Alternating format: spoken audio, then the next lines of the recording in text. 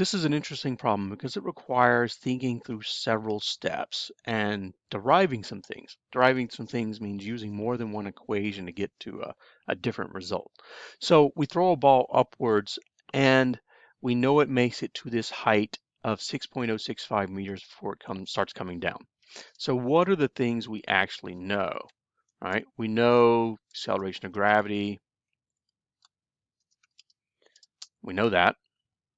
We know y at the top of the arc, 6.065 meters.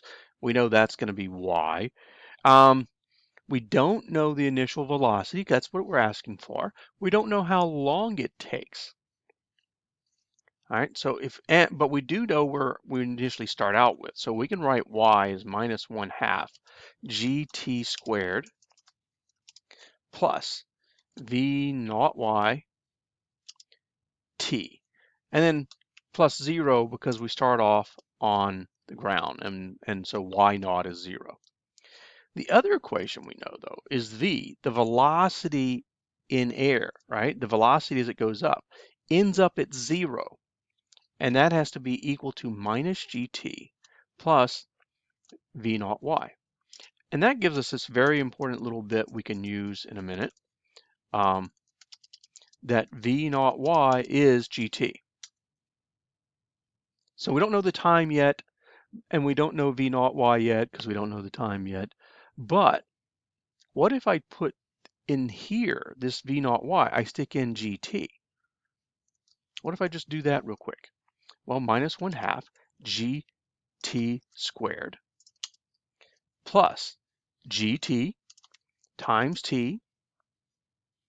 All right, so what's that equal? Well, that's y is minus 1/2 gt squared plus gt squared, right? And so that's going to equal 1/2 gt squared. So let's solve for t. T is then going to be 2y over g, but all of that has to be, well, let me start off t squared. T squared is that, and now we'll go to t. T is the square root of 2y over g. Okay? Now we know the time. Since we know the time, we can go back up here and put that in for the time, and we get this nice convenient equation. V naught y is g times square root of 2y over g, which I can rewrite, right? If I multiply take the g inside there, you end up with 2gy. 2gy is v naught y. And if we start sticking in our numbers, v naught y is square root of 9.81 meters per, 2, pardon me, times 9.81 meters per second squared times y, which is 6.065 meters, equals.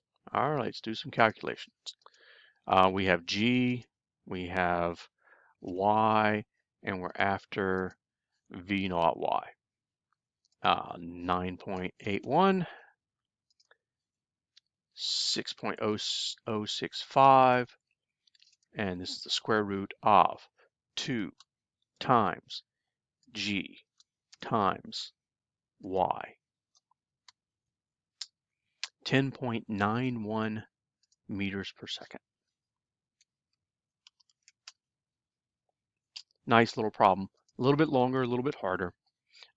Hopefully you can follow all of this and get through this.